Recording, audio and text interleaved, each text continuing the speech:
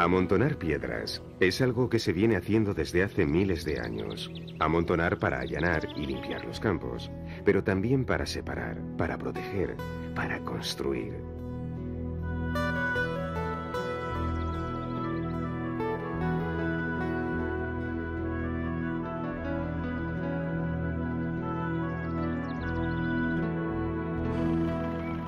Los romanos fueron especialmente buenos en eso de construir con piedras, pero con las invasiones bárbaras sus técnicas casi se olvidaron. Sin embargo, durante la Alta Edad Media, en muchos lugares de Europa intentaron recordar las formas en las que habían sido hechos los templos romanos. Por eso, a aquel arte incipiente se le denominó románico. Ha pasado tanto tiempo que mucho fue destruido desde entonces. Pero hay una ciudad de España que conserva el mayor número de iglesias románicas de toda Europa. Nada menos que 22.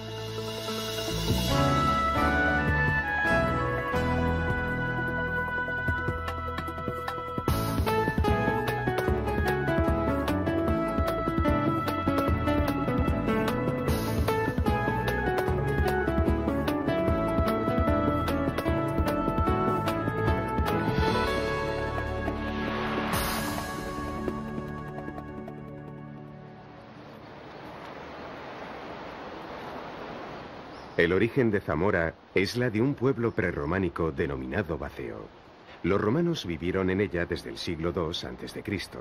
Llegó a ser un importante asentamiento visigodo.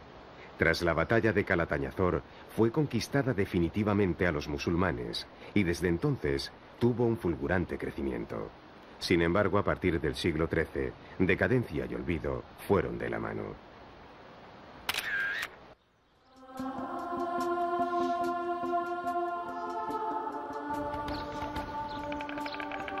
En la Alta Edad Media, la vida era muy insegura. Pestes, enfermedades, infecciones, invasiones, hambrunas. El hombre huía de la angustia de la vida cotidiana y volvía su mirada hacia un Dios protector, cuya presencia se hacía más patente en las iglesias. A menudo la iglesia era el único edificio de piedra en muchos kilómetros a la redonda, y casi siempre el más alto y solemne. El campanario era una referencia visible para los que venían de lejos. Si nos ponemos en el lugar de aquella gente, podemos imaginar lo que podía impresionar una ciudad con tantísimas iglesias como tenía Zamora.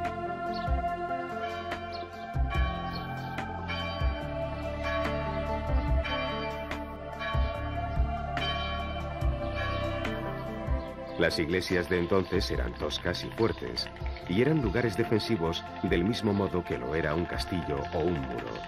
Aunque en este caso protegían de los malos espíritus, de las calamidades e incluso de la persecución de la justicia.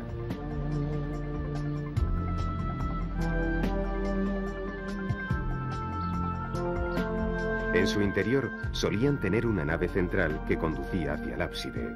Allí solía estar el altar, que salvo excepciones, siempre estaba orientado al este. El arte constructivo era románico, pero el gótico estaba ya a la puerta. Muchas de las iglesias zamoranas suelen ser altas y estrechas, de modo que el efecto óptico es que eran muy estilizadas, con mucho espacio por encima de las cabezas, algo que inevitablemente obligaba a mirar hacia arriba y sugerir la presencia invisible del mundo espiritual. Al igual que los puentes, la presión lateral sujetaba las piedras de la zona central.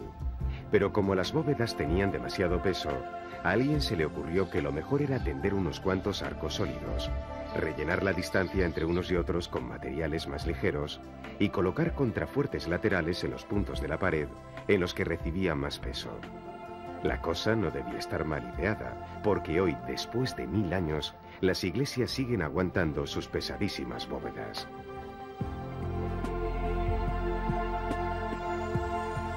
En aquella época casi nadie sabía leer, de modo que los relieves y los capiteles eran una oportunidad para recordar escenas bíblicas. Pero como no tenían ocasión de contar cada relato, elegían la viñeta más significativa. En este caso, sobre la tumba, es posible ver sobre el cadáver la representación del alma acompañada por 2 ángeles.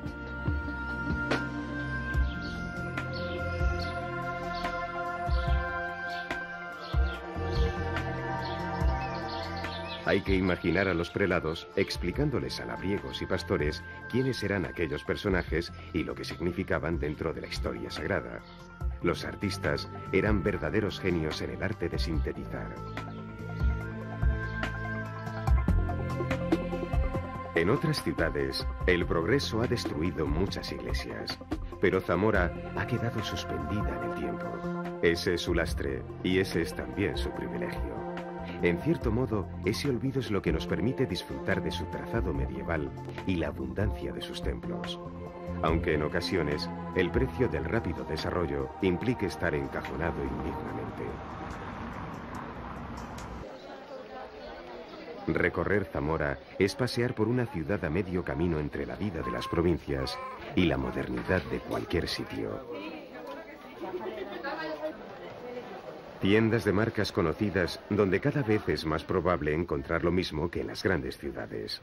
Y también productos únicos. Durante siglos las mantas zamoranas protegieron el sueño de muchos españoles. Hoy los edredones las han convertido en souvenir. Aquí tiene usted la manta zamorana, la que usted me pide.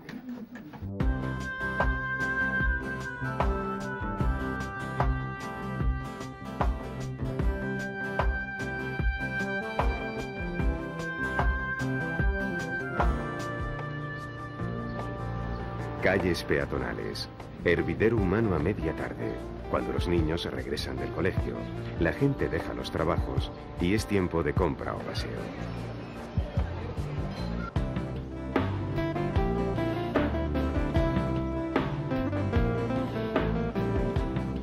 La ciudad está orgullosa porque algún que otro campeón del mundo de piragüismo nació en Zamora. Durante la Edad Media, el río Duero fue verdadera frontera. Su abundante caudal no era fácil de franquear y Zamora quedaba bien custodiada por el sur. El sur era tierra de moros. De ahí la vocación de la ciudad como bastión cristiano.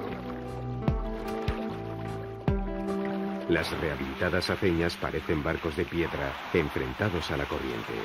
En ellas se molió el trigo y además se consiguió transformar la fuerza hidráulica en mecánica.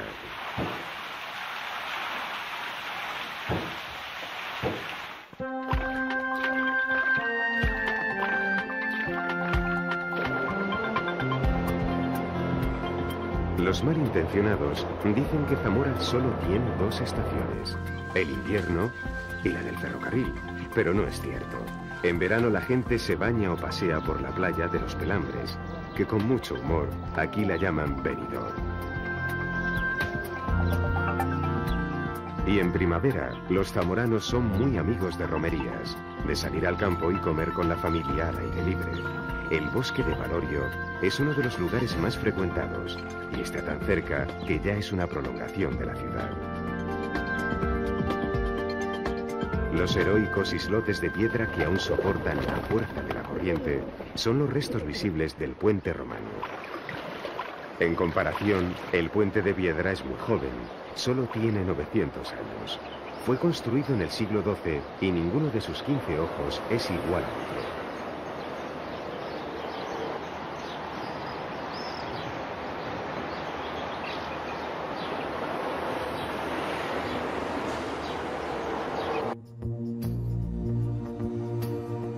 Durante décadas, la estatua llamada del Pero Mato guardó el puente, pero cambió de sitio. Mientras que el original está en el Museo de Zamora, su copia vigila la ciudad desde el cielo.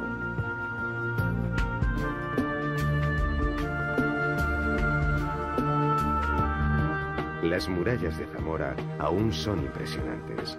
Durante mucho tiempo a Zamora se la llamó la bien cercada. En la actualidad, las murallas rodean parte de la ciudad y su aspecto robusto hace pensar en lo difícil que debió ser intentar franquearlas.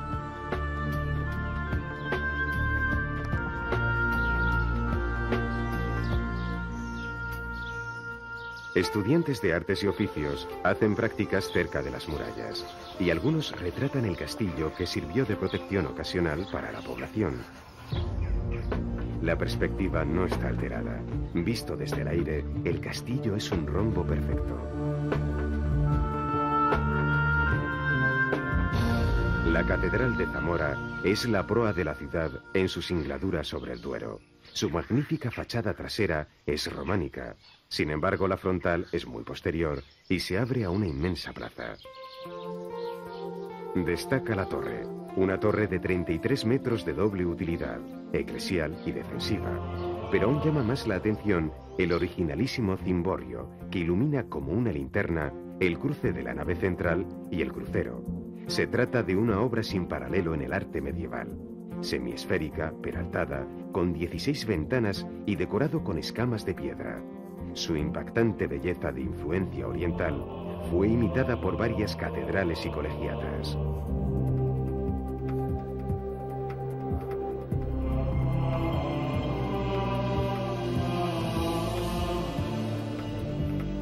Para empezar, la Catedral de Zamora es la más pequeña y la más antigua entre todas las que existen en Castilla y León.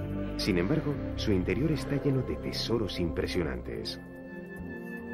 En piedra destaca la tumba del Doctor Grado, uno de los mejores sepulcros murales del último gótico español.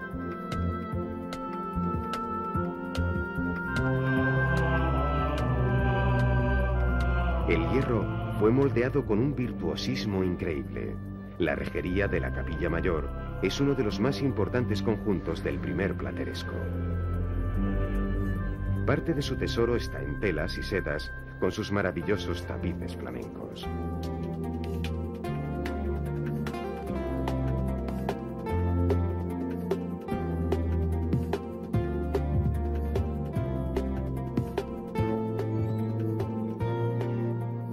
Además de la piedra y la tela, está la madera, el coro.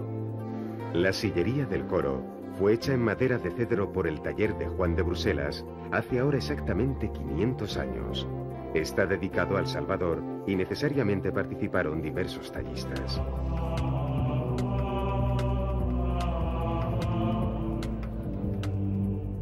Bajo el rigor y solemnidad de las tallas de profetas, patriarcas y reyes, en lugares pequeños y que no estaban tan a la vista, tales como las misericordias y brazos de la sillería, hay un conjunto de figuras profanas, algunas de las cuales son verdaderamente sorprendentes. Algunos conjuntos son escatológicos, otros sarcásticos, pero todos ellos muy imaginativos y bien trabajados.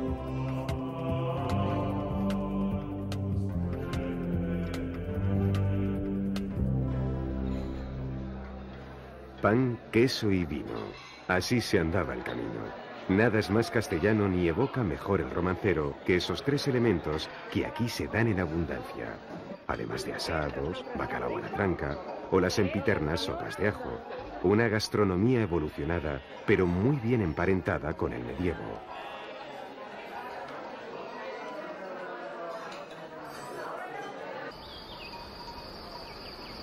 Los corderos recuerdan una de las principales riquezas de Zamora. De ahí la lana, sus mantas y sus reconocidos quesos de oveja.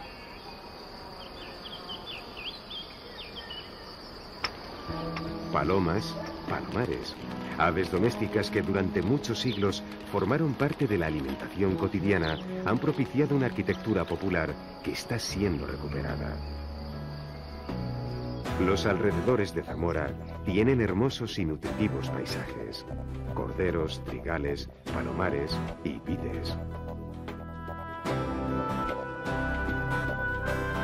Toro, conocido por sus vinos, conserva su trazado medieval. El cimborrio de su colegiata no disimula su parecido con el de la capital de la provincia.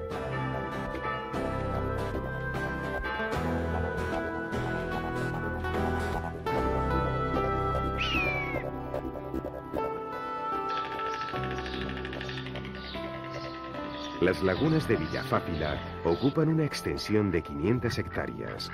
Desde el centro de interpretación es posible contemplar la vida natural sin perturbar demasiado su entorno.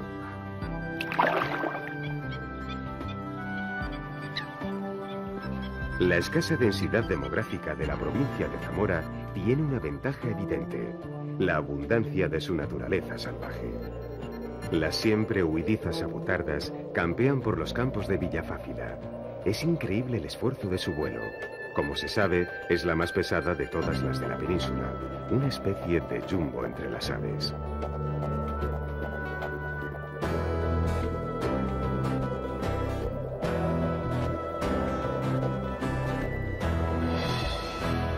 Navegaremos en aguas internacionales hispanorusas. Pedimos la colaboración de todos para mantenerse durante el recorrido en completo silencio. Hablará solamente el guía, de esta manera mantendremos la locución lo más baja posible. Y también en este sentido... En los Arribes, el Duero abre una grieta magnífica entre España y Portugal.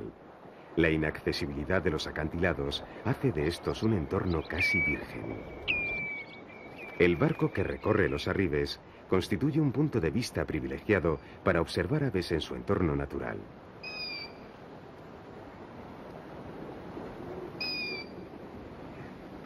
El proyecto de conservación se costea con los ingresos del turismo, y esto lo convierte en un ejemplo sensato de simbiosis entre visitantes y naturaleza.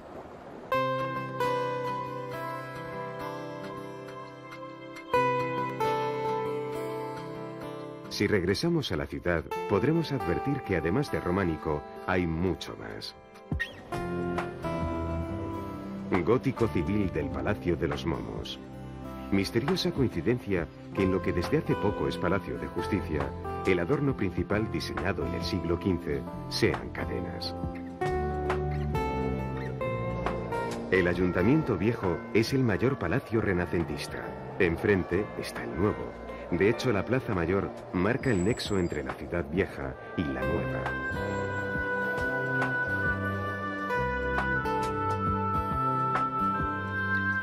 En la ciudad vieja hay otros restos del Renacimiento. Hoy es el patio del Parador Nacional, pero en su día fue la casa urbana de los condes de Alba y Aliste.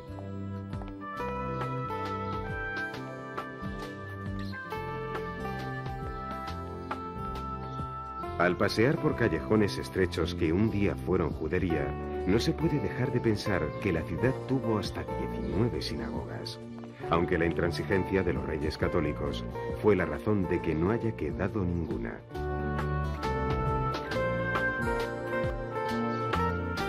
Viriato es un héroe lusitano, o zamorano, que no se sabe, ya que, como se puede comprender, no hay partida de nacimiento a la vista, y España y Portugal estaban aún por inventar. Viriato se enfrentó con éxito a los romanos, y su brazo destaca en el escudo de la ciudad. En lo que había sido Hospital de la Encarnación, contrasta las líneas clásicas de su patio con la entrañable estatua del escultor Ramón Abrantes.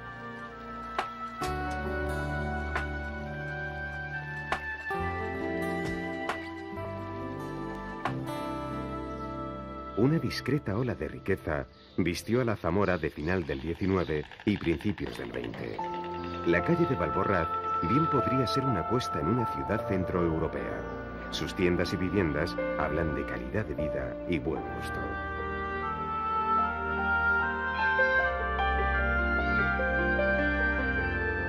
Como en muchas otras ciudades, el crecimiento burgués de principios del siglo XX dio lugar a un estilo que entonces era audaz y rompedor. En Zamora hay un modernismo poco conocido, interesante y sorprendente. El modernismo es algo que uno no se imagina en ciudades de la vieja Castilla.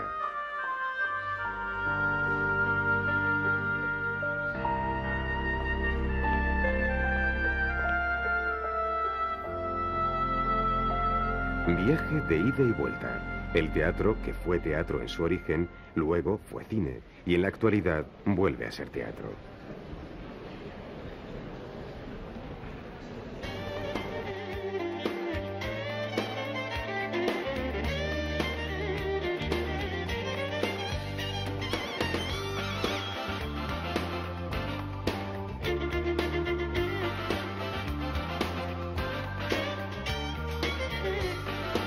Universidad, campus de Zamora que administrativamente pertenece a la Universidad de Salamanca.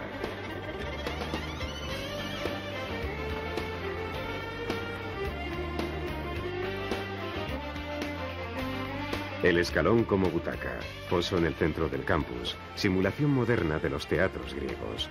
El grupo aficionado de estudiantes que solo pretende ejercitarse y divertir.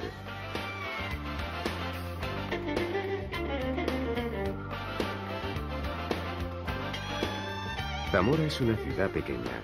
La bella adaptación de lo que fueron unos grandiosos cuarteles no parece que se corresponda con el número de alumnos.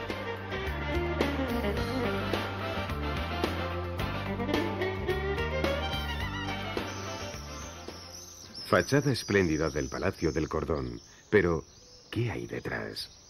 Visto desde aquí, uno no se imagina que está ante uno de los museos provinciales que ha sabido combinar con gusto la modernidad de su arquitectura con la antigüedad de sus fondos. Los museos provinciales son algo más que almacenes humildes que guardan lo mejor del patrimonio arqueológico de una provincia. Sus fondos proceden de descubrimientos, pero también de donaciones. Son entrañables y didácticos. Casi nunca buscan el protagonismo, pero la suma de todos ellos constituye un abundante tesoro nacional. ¿Juráis silencio durante el recorrido de esta santa procesión?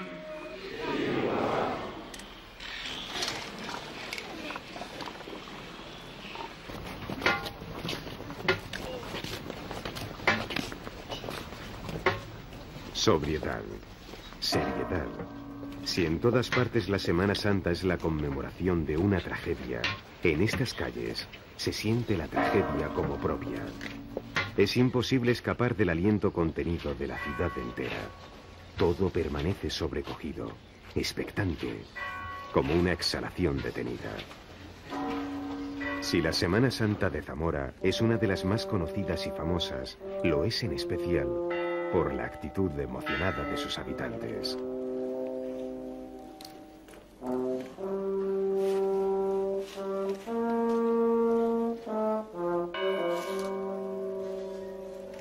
En la Semana Santa, la ciudad entera se vuelca. De 70.000 habitantes, más de 35.000 salen en las procesiones. Réstense los ancianos, los enfermos y los niños. No es difícil hacer un cálculo y saber que es la ciudad entera la que vibra bajo la luz de los sayones. Lo que aquí impresiona y eleva el pálpito es el sentimiento colectivo que durante 7 días recorre la ciudad como una ola. Una lenta ola de dolor contenido que empata directamente con la que se representa. En Zamora la Semana Santa es sobre todo un estado de ánimo, solemne, catártico, preso de sí mismo y apropiado. La identificación es tan auténtica que no solo llega a ser la conmemoración de una pasión, es pasión en sí misma, llanto, arrebato, sacrificio y calvario.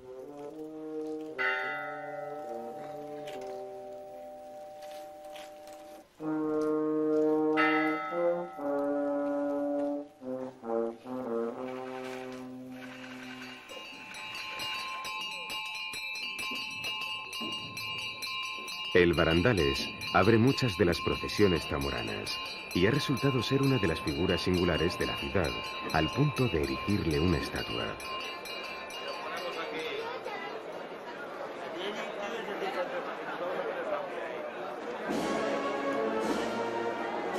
Los Cristos y las Vírgenes se veneran en cada iglesia, pero se ha ido más allá, construyendo pasos que corresponden a momentos cumbres de la Pasión. Son escenas en 3 dimensiones que están construidas siguiendo los cánones de la escenografía barroca, formas que nadan entre el realismo y la exageración. Pero muchos pasos son de antes de ayer. Algunos han sido construidos hace muy pocos años.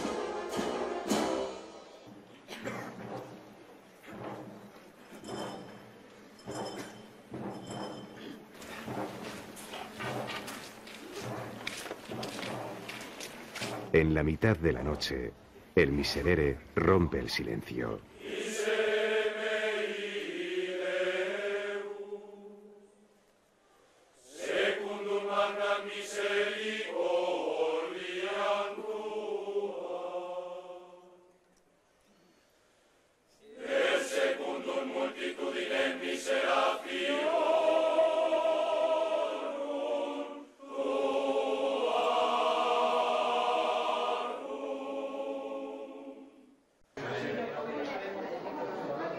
Del amor a la tradición surgió este moderno Museo de Etnografía de Castilla y León. El museo es un moderno edificio donde se guarda lo que nos recuerda los modos de vida de un pasado campestre, cercano en el tiempo y sin embargo ya tan lejano, útiles que lo eran hasta antes de ayer y cuya rápida defunción es la otra cara del desarrollo. Es un telar completamente artesanal, no hay ninguna preocupación estética, ni siquiera en devastar un poquito la madera.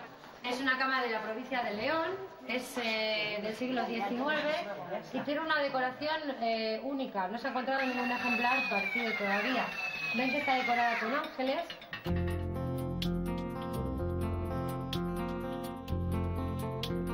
En lo que había sido las ruinas de un cenobio franciscano, la Fundación Rey Alfonso Enríquez, dedicada a fomentar proyectos culturales y científicos entre España y Portugal, hace virtud de la convivencia arquitectónica extrema, insertando lo histórico en lo moderno, dignificando la ruina, enmarcando sus líneas. Otro ejemplo, hoy es un moderno hotel, y antes había sido fábrica de alcohol, y mucho antes, fábrica de luz.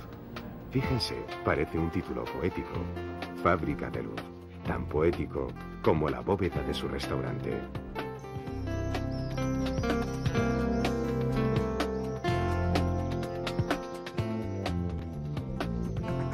Románico, industrialización, posmodernidad.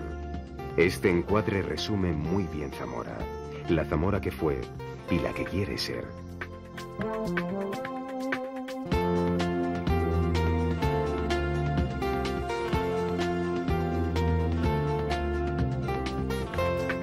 Alguien se sienta en un banco y escribe a su amigo, tal vez para enviarle algunas notas breves que hablen de esta ciudad.